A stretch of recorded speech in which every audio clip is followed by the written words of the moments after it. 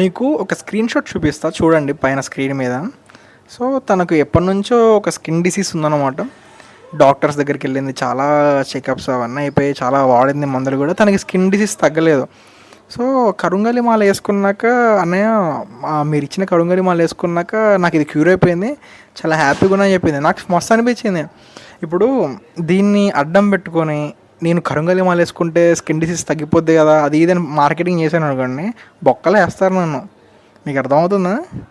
కరుంగలి మాల అనేది ఒక డివైన్ యాక్సెసరీస్‌లో ఒకటి. దానికి శక్తులున్నాయి, అతీత శక్తులున్నాయి. ఇవన్నీ చెప్పి అమ్మేసుకుంటే నా అంత మూర్ఖుడు ఉండడు. ఇంకా ఎగ్జాంపుల్ చెప్తే చాలామందికి అర్థమవుద్ది. ఒక 10 మర్డర్‌లు, ఒక 10 రేపులు చేసిన ఒక దుర్మార్గుడు ఉన్నాడనమాట.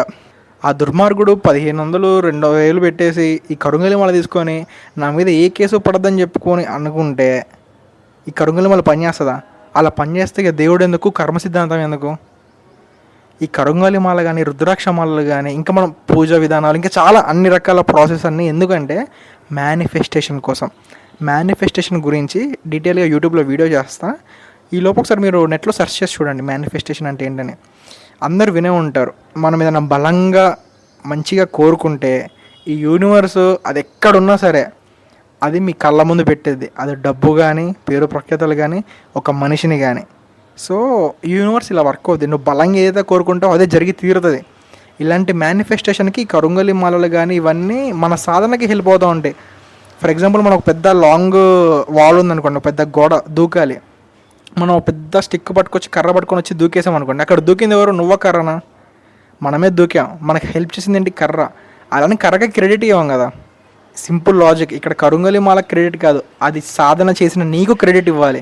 సో నిజమైన శక్తి కరుంగలి మాలలో లేదు, నీలోనే ఉంది. అక్కడ మనం గోడ దూకేటప్పుడు ఎలా అయితే కర్ర హెల్ప్ చేసిందో నీకు ఆ శక్తి ఇచ్చేసి, అలాగే ఈ కరుంగలి మాల నీకు హెల్ప్ చేస్తుంది, నీ మేనిఫెస్టేషన్కి హెల్ప్ చేస్తుంది.